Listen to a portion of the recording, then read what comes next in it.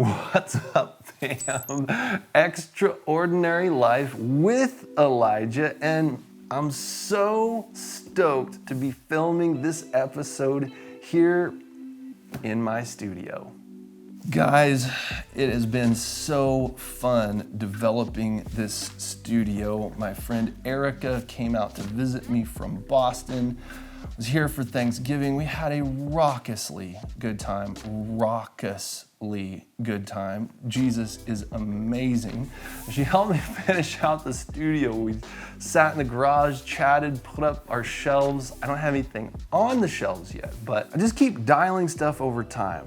Side lesson, this doesn't have anything to do with this week's video, but don't hide your process from other people. It's ridiculous to wait until everything is just perfect and flawless and then show that to family. That's not how we roll. In process of family, my kids, first thing that my kids did when they first came out was they were covered in vernix from head to toe, looked like little aliens, and I cleaned them up. And then after that, they pooped meconium all over me, which is really sticky black crap. That's not nice either. And then they continued to poop in their diapers for a number of years, and I kept cleaning those things up. I watched them learn how to roll and then crawl and then walk and then learn how to eat. And it's just been a messy process, but it just brings so much joy as I see them progress into excellence. So nothing on the shelves yet. I've got my lights, everything's running. I'm testing out my lapel, and I want to invite you, my fam, into my process. A couple of weeks ago when I was in service, David was teaching, and as I was listening, I leaned forward and I folded my hands and rested my hand on my thumbs, had my eyes closed, and I was just listening. Now, before I tell you what God said, I want you to do me a favor. Take your hands and fold your hands contentedly while you listen. It's important. I'll wait.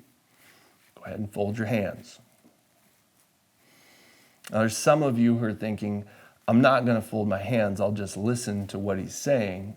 I don't want to fold my hands. I know what you're thinking. Fold your hands anyway. Go ahead and do it.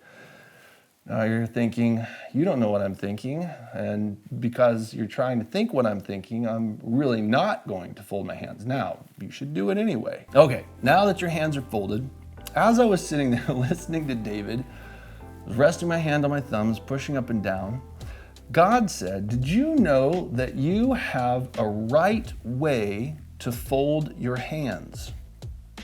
Now that stopped me for just a second. I thought, I don't know if I do. And I started to argue with God. Don't ever do that. He kind of knows what he's talking about. He then pointed to the fact that I should take my hands, offset them by one finger, put them together, and fold them again. If you're doing this with me right now, you've just discovered that you have in your mind a way that you consider the right way to fold your hands. This feels so wrong. The thing that God taught me in this very ordinary experience of folding my hands during service is that there's so many things in my life that I consider right.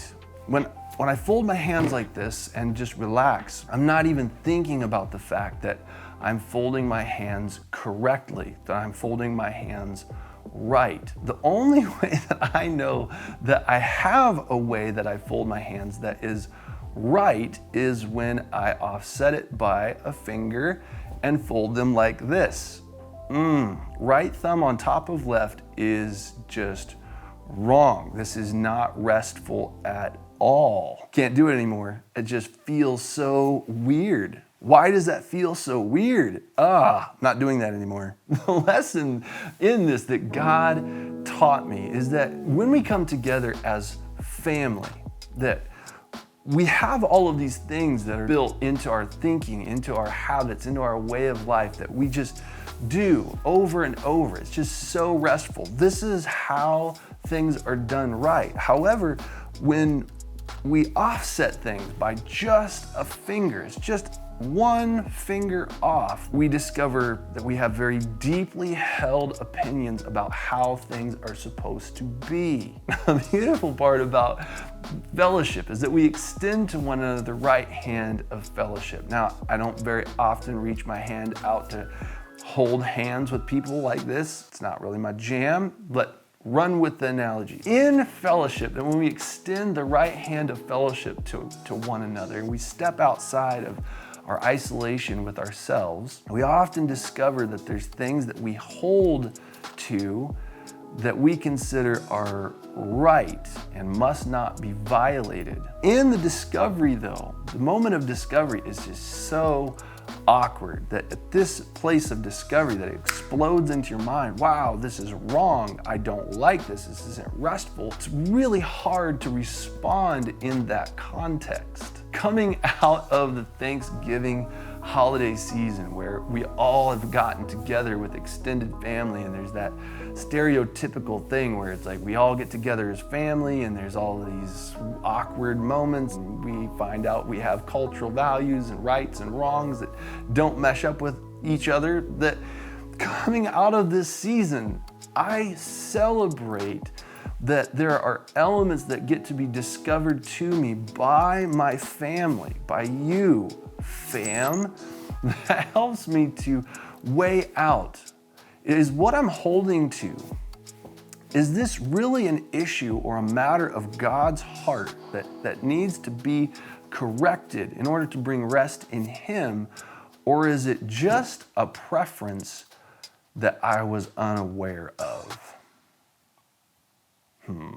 Now, to help support my family, we had a glorious Thanksgiving. We have very different cultures. We have very different house rules. We have very different ways of folding our hands and resting, but it wasn't uncomfortable. There wasn't anything there. My point is that in the context of relationship together as a family, that the things that are very natural and restful for me may be a finger offset from you and might set you off. It might rob your rest, and you could kick back against me pretty violently on you're doing it wrong. My encouragement to you, my invitation is, out of the experience, there's some of you who still haven't done this. You know who you are. That in engaging this exercise of a very ordinary thing, folding your hands together and then offsetting it and feeling the discomfort of it, that it becomes a point of conversation with you and the Father